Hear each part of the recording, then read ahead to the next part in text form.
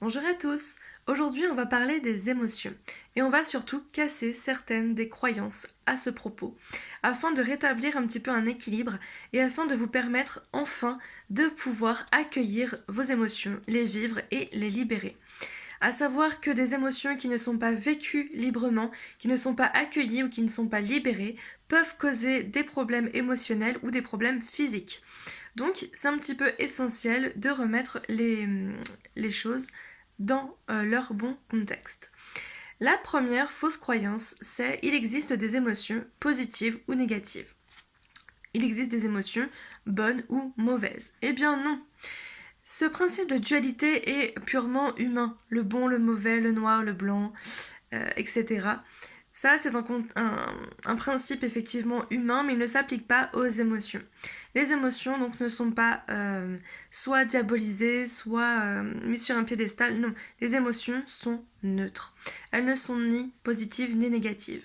Par contre, si on peut leur attribuer une polarité, eh bien effectivement, elles peuvent être agréables ou désagréables. Donc là, aujourd'hui, nous parlons des émotions de base, des émotions innées, c'est-à-dire que nous avons dès notre naissance. Donc il s'agit de la joie, de la colère, de la peur et de la tristesse. Donc toute cette vidéo se basera sur ces 4 émotions. Donc ces 4-là sont complètement neutres. On pourrait penser effectivement que la joie est la seule émotion positive et que les autres sont négatives puisque elles sont désagréables à vivre. Et ben non, elles sont simplement désagréables. Et vous noterez même que les émotions désagréables au premier abord peuvent se montrer complètement agréables par la suite. Une colère par exemple. Et bien une fois que vous avez bien tapé dans un punching ball, où vous avez crié ce que vous avez à dire, vous vous sentez bien, vous vous sentez légitime et respecté. Lorsqu'on a franchi une peur, eh bien effectivement on était complètement angoissé, paralysé, on franchit cette peur et on est heureux d'avoir pris une décision importante, d'avoir fait un choix qui va changer radicalement notre vie, d'avoir tout simplement une fierté d'avoir dépassé cette peur et de se sentir libre et en sécurité. Pareil pour la tristesse, effectivement, quand on est triste, quand on vit en deuil, eh bien c'est très très difficile. Mais une fois que l'on a pleuré, que l'on s'est mis peut-être dans un cocon, que l'on s'est réconforté soi-même ou fait réconforter, eh bien on se sent beaucoup mieux. On se sent soulagé et on se sent prêt surtout à accueillir de nouvelles choses. Donc voilà un petit peu voilà, cette remise à zéro en fait de cette croyance. Les émotions sont neutres. Donc de ce fait, on a beaucoup moins peur de les recevoir. Si on a peur, imaginez un courrier dans votre boîte aux lettres, une lettre recommandée, on se dit ok, est-ce que c'est une bonne nouvelle? Est-ce que ça peut être un colis que j'attends et c'est super? Ou est-ce que c'est une lettre d'huissier ou une amende ou autre et là on n'a pas envie de l'ouvrir? Eh bien dites-vous que tous les courriers, on va dire émotionnels que vous recevez, n'ont pas de polarité, ne seront pas bons ou mauvais pour vous. Elles seront neutres et ça va dépendre de la manière dont vous allez les accueillir. La prochaine croyance, c'est le fait de nier ses émotions. Le fait qu'on puisse se dire qu'on peut ne pas ressentir ses émotions et que c'est limite mieux pour nous. Eh bien, c'est faux. Alors oui, il existe effectivement des personnes qui ne ressentent pas ou qui ne peuvent pas ressentir les émotions, mais là, on attribue des traits plutôt psychopathiques et c'est une maladie.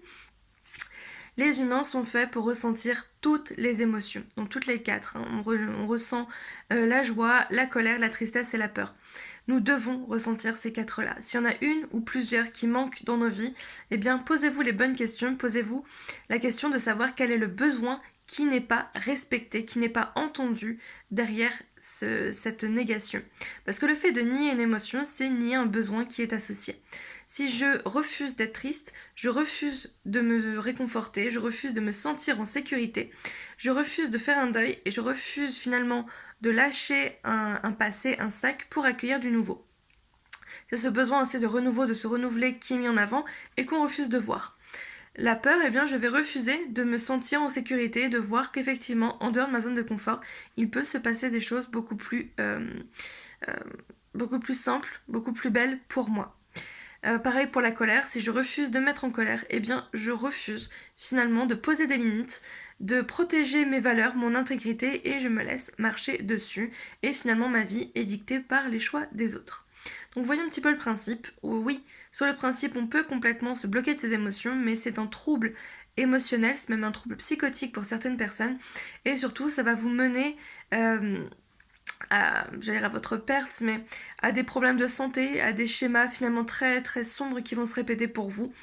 Euh, Quand j'étais plus jeune, donc en fait je suis hypersensible de base, on va y revenir d'ailleurs très, très brièvement, je ressentais donc, enfin je ressens toujours les émotions de manière beaucoup beaucoup plus forte que quelqu'un entre guillemets de lambda. Donc j'ai voulu ne plus rien ressentir.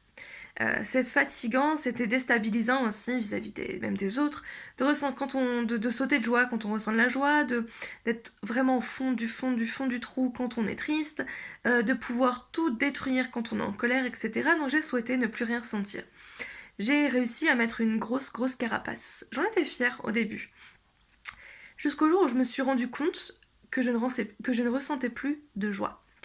J'étais contente, j'étais fière parce que je ne ressentais plus de tristesse et de colère à ce moment-là.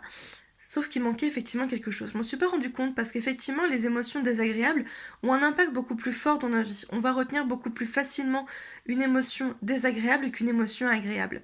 Et j'ai mis du temps à me rendre compte qu'il me manquait de la joie, que je ne la ressentais plus. Que finalement une bonne ou une mauvaise nouvelle, je restais de marbre. Et là je me suis dit que quelque chose finalement n'allait pas. Donc j'ai rouvert progressivement mes barrières, ma carapace pour m'ouvrir à nouveau à mes émotions et apprendre à les gérer. Finalement, on apprend à cohabiter, on apprend à les recevoir, à les accueillir, à les libérer. Parce que c'est bien sur ce fonctionnement-là qu'elles vivent. C'est-à-dire qu'elles arrivent, on va les accueillir, on va écouter le message qu'elles ont à nous transmettre, on va vraiment la ressentir et on va la libérer.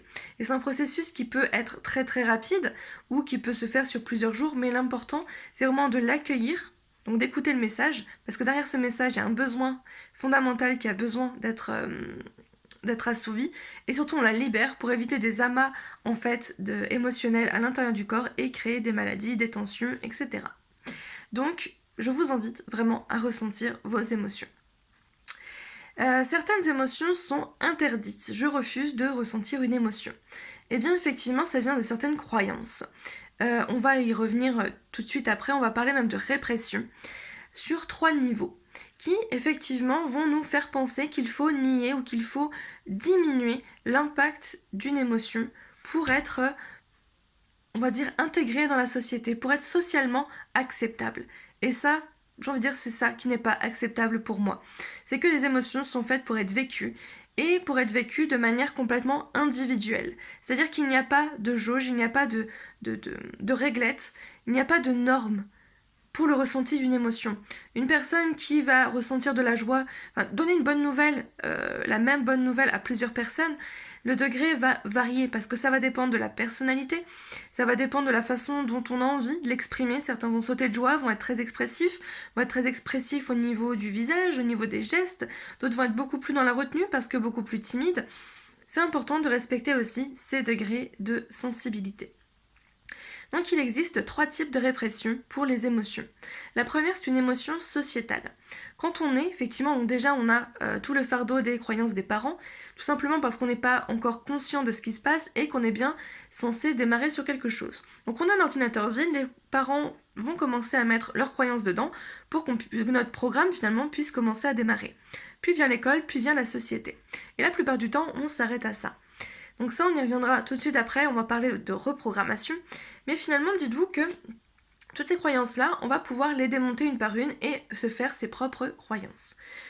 Surtout que les croyances des parents, souvent, portent des mémoires émotionnelles, vont porter des poids, etc. et ne sont pas forcément adaptées à ce qu'on est venu vivre dans notre société. J'ai souvent entendu dire, par exemple, cette croyance, ne fais pas de vagues, tu dois te taire. C'est mieux de se taire, faut rien dire. Faut pas crier comme ça. Il faut pas... ne montre pas que t'as peur comme ça, t'es pas un homme. Toutes ces croyances, justement, qui sont mal vécues parce qu'elles vont causer beaucoup de blocages à l'âge adulte, voire même avant, ces croyances-là ont besoin d'être transmutées. Donc on a une première répression, comme je disais, sociale, c'est-à-dire qu'on va vous demander, même au niveau de la société, de modérer vos émotions. C'est mal vu de crier dans la rue, c'est mal vu de se mettre en colère et de crier, toujours dans la rue ou dans des lieux publics par exemple, ou de pleurer. On vous demande de modérer vos émotions. Mais quand même, ils ont été gentils, ils vous ont laissé quelques échappatoires. C'est-à-dire que vous avez le droit de vous mettre en colère ou de crier fort dans des stades, dans des bars par exemple, il y a des endroits convenables pour ça. Ah oui, c'est convenable aussi d'exprimer sa tristesse dans une église ou lors d'un enterrement. Ok, dans un cimetière, vous avez le droit de pleurer. Dans des manèges à sensations, vous avez le droit de crier de peur. Dans les stades de foot, vous avez le droit de crier de joie. Et dans les bars, vous avez le droit de vous battre, par exemple. En dehors de ces lieux, eh bien, on va vous demander de vous taire, de modérer, d'exprimer vos émotions. Idéalement, ne le faites pas. Et puis, allez, si vous le faites, faites-le vraiment de manière feutrée. Non. Tout ça, ce sont des croyances, ce sont des répressions sociales qu'il faut absolument bannir de votre existence. Vous avez le droit d'être triste, d'être heureux, d'être en colère ou d'avoir peur dans toutes circonstances et selon le niveau que vous souhaitez et surtout que vous ressentez. Ne ressentez plus cette contrainte sociale. La contrainte familiale, donc on en a parlé tout à l'heure, ce sont les croyances que vos parents vous ont mis aussi sur ça. Tu dois te taire, ne fais pas de vagues. Tu as un enfant colérique, tu as un enfant qui pleure tout le temps, tu me fais du mal, tu fais des caprices. Et ça va marquer l'adulte en devenir. Et c'est vraiment des choses sur lesquelles on travaille en thérapie, qui vont nécessiter un petit peu de boulot, beaucoup de remise en question, et qui pourraient finalement être évitées si on avait ces infos-là à temps. La troisième répression, c'est la répression sexuelle. C'est-à-dire qu'il y a des émotions qu'on va attribuer plus aux hommes et d'autres plus aux femmes. Je m'explique. Les hommes, on accepte qu'un homme soit dans la joie et dans la colère. Un exemple que j'ai pris tout à l'heure, un homme dans un stade de foot. C'est pas choquant de voir un homme crier, de voir des hommes se taper dans les mains, être très très expressif, voire même se taper dessus de colère. Par contre, une femme, c'est pas beau. Vous l'avez peut-être déjà entendu. Une femme qui se met en colère, c'est pas beau. Une femme, pareil, qui va boire, qui va être dans la joie ou tout simplement, se mettre dans un contexte, on va dire, de fête, c'est pas beau. Donc l'émotion de la joie et l'émotion de la colère sont finalement attribuées aux hommes. Et nous, les femmes, qu'est-ce qu'il nous reste ? Il nous reste la peur et la tristesse. Oui, nous sommes ces petites choses fragiles, ces petites victimes qui chouinons sans cesse dans notre coin. On a peur de tout, donc on a besoin de cette virilité masculine pour nous sortir, pour nous sauver finalement dans notre quotidien. Et puis nous sommes des petites chouineuses de base, donc on va avoir le droit d'exprimer notre tristesse tout le temps et pour tout. Donc finalement, je fais exprès d'utiliser ces termes-là pour les femmes. Finalement, on va attribuer la tristesse comme des chouineries et de la peur comme oui, c'est rien, t'es juste anxieuse, t'as besoin d'un sauveur. Non, pas du tout. La tristesse, la vraie tristesse, c'est faire des deuils. Avoir peur, c'est éviter de se mettre en danger. Elles sont complètement essentielles, ces émotions. Et elles ne sont pas à être rabaissées, niées ou vulgarisées. Vous voyez comment ça a été violent finalement de dire tu es une chouineuse, tu es une peureuse. Non, je ressens de la peur parce que je suis programmée pour ça, parce que mon inconscient veut que je ne me mette pas en danger. Oui, je pleure parce que j'ai besoin de faire un deuil pour pouvoir libérer de l'espace en moi, pour accueillir du nouveau. C'est complètement normal et légitime. Et surtout, ce sont des émotions que les hommes sont censés ressentir aussi, et je les invite à le faire. Tout comme les femmes, on a le droit d'être joyeuse et d'être en colère. Donc voilà comment aussi les émotions ont été vulgarisées, ont été attribuées en fonction des attributs sexuels. Chaque humain de base, qu'on soit homme, femme ou j'ai envie de dire autre, puisque maintenant on parle aussi de non-binaire, etc. Chaque personne, chaque individu a de base ces 4 émotions. Et les 4 émotions doivent être vécues. Elles doivent être accueillies, elles doivent être ressenties et libérées pour les 4. Donc pour les hommes, il y a un travail effectivement de reconnaissance de leur vulnérabilité. Et bien pour les femmes, il y a aussi cette prise de conscience que oui, nous sommes vulnérables, mais nous avons aussi un gros pouvoir. Et c'est ce pouvoir de guerrière qui a été aussi modéré beaucoup trop longtemps dans notre société. Ensuite, je vous parlais de normes justement pour ressentir ces émotions. Il y a des personnes qui vont les ressentir beaucoup plus et d'autres beaucoup moins. Ne vous comparez pas aux autres. Il y a des personnes hypersensibles, comme je vous parlais tout à l'heure, qui vont ressentir tout mais de manière décuplée. Et c'est fatigant. En fait, on prend le principe d'une cocotte minute quand on parle de gestion d'émotions. C'est-à-dire qu'on a une petite cocotte, et puis dedans, on a des petites émotions qui viennent s'y accumuler. J'ai une personne, entre guillemets, lambda, cette cocotte, elle va mettre beaucoup plus longtemps à se remplir. Imaginez que ce sont les toutes petites balles de ping-pong qui se mettent dedans. Pour un hypersensible, l'émotion, c'est pas une balle de ping-pong, c'est un ballon de basket. Alors imaginez dans une cocotte les dégâts que ça peut faire. Donc finalement, l'intérêt plus vous êtes sensible, plus vous allez devoir gérer les émotions au fur et à mesure qu'elles arrivent. Il y a une émotion, je la traite tout de suite et je la libère. On ne peut pas finalement se permettre d'accumuler des émotions au risque d'exploser, au risque de rentrer dans des états dépressifs profonds, voire même des idées suicidaires, ou de rentrer dans des états de colère quitte à se détruire et à détruire tout ce qu'il y a autour de nous. Donc on gère ces émotions au fur et à mesure. Apprenez à vous connaître, apprenez à connaître l'intensité de vos émotions. Pour ça, il faut les vivre, il faut s'en prendre un petit peu plein la tête pour voir un petit peu jusqu'où on est prêt à aller et surtout à quel degré on doit les modérer. Et ça, c'est vraiment très important. Donc je vous ai dit tout à l'heure qu'il y avait 4 émotions innées, c'est-à-dire la peur, la tristesse, la joie et la colère. Il existe aussi d'autres émotions que l'on va dire acquises ou apprises.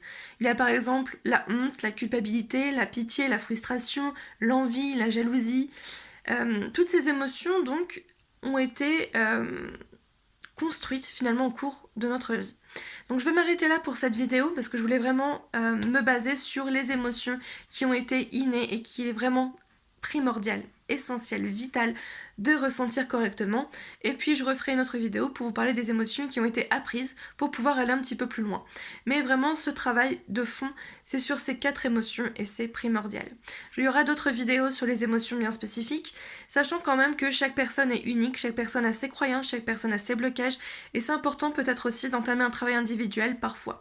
Donc ça je le fais à mon cabinet ou à distance par exemple, mais il y a d'autres confrères qui peuvent le faire aussi avec d'autres méthodes. Personnellement j'utilise des oracles, j'utilise vraiment de la thérapie mais sous forme d'échange. Certains vont privilégier la sophrologie, l'hypnose, etc. On peut associer toutes ces disciplines, on peut n'en choisir qu'une, mais effectivement c'est important d'apprendre à se gérer. On parle depuis qu'on est petit d'hygiène physique. Oui, tu dois te laver, etc. Et bien finalement, apprenons aussi l'hygiène émotionnelle au plus tôt. Tous ces conseils, alors évidemment tournés d'une autre façon, devraient être mis dans les écoles au plus tôt.